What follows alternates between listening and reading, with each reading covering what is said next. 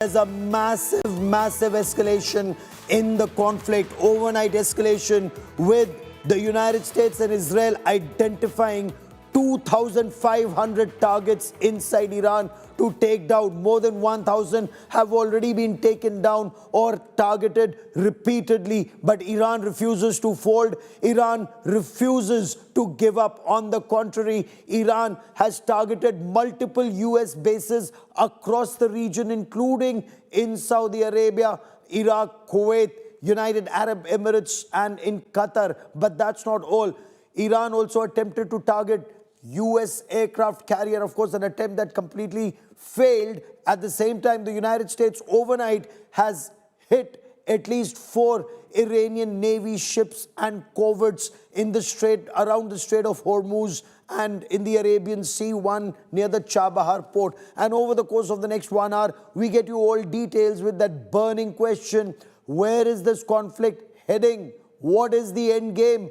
Is there an end game? Can a regime change be effected without boots on ground, or will this relentless pounding continue? Because the Americans have also had losses of lives. 3 American soldiers confirmed killed, 5 American soldiers injured. The casualties will only be made, details will be made available once families have been informed. There's breaking news coming in as Iran warns of intiqam. There is also conversation that Iran is open for dialogue. This is a US media report that is being put out.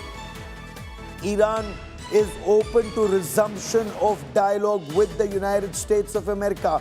Iran's security chief, Ali Larjani, he's batted for US talks. The Wall Street Journal in a report says Iran bats for talks mediated by Oman. Remember, of the 6 GCC countries, Oman is the only country that hasn't been targeted by Iran, because Oman was facilitating talks. The ports near Oman have been targeted.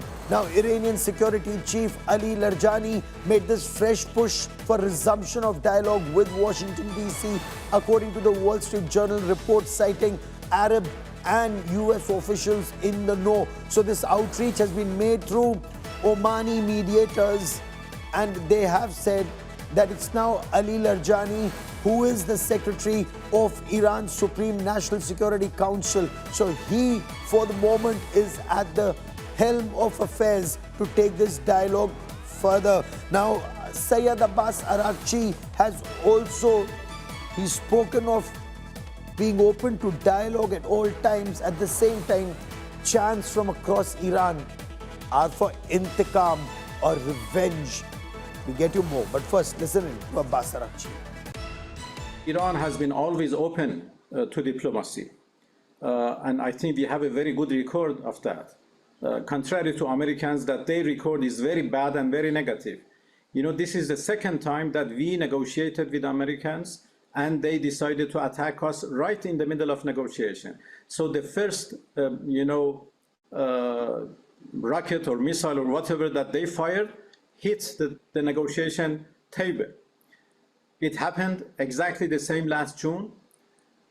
We had another experience. We negotiated with them together with other members of P5+1, and we concluded a deal in 2015, and it was the US who withdrew with no justification, with no reason. And Iran remained committed to that deal as long as it was in place.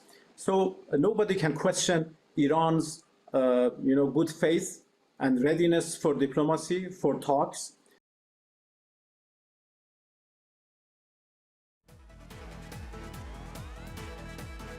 Overnight, there were massive strikes that were carried out, and I want to give you some details of the strikes that have been carried out overnight. Iran refuses to give up without a fight. Now, if America and Israel hope that Iran will fold, that's very clearly not happening. Iran says, yes, we're open for dialogue, but then the streets, and remember, it's the Shia mindset, the Shia Muslim mindset that you must understand. They are now comparing it to the fight for Karbala. This is a do or die battle, is the word on the streets of Iran. intikam. At the same time, there's been another massive offensive. Israel has ordered Lebanon to clear 50 villages, to clear that area, and this after the Hezbollah fired a number of rockets in the direction of the northern part of Israel, and Israel has ordered areas to be vacated. And this is being seen as a major expansion of the battle in Lebanon, because Israel has warned they will target all the Hezbollah strongholds. So people in the holy month of Ramzan, when they wake up, instead of the Sehri, they are now vacating their homes, they are leaving their homes and going to safer areas. That's the second massive expansion. The GCC, Gulf Cooperation Council countries, their foreign ministers met, they've issued a statement. They warned Iran that there will be consequences, that there was no reason to expand this war and target brotherly Islamic nations. Remember, the Gulf countries, countries like the United Arab Emirates, they're known as oasis of peace in the region, but these countries have also been targeted. Bombs and missiles were fired in that direction.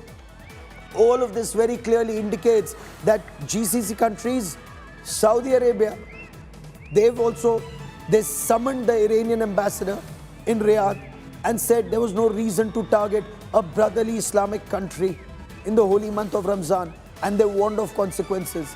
GCC countries have said they reserve the right to strike back.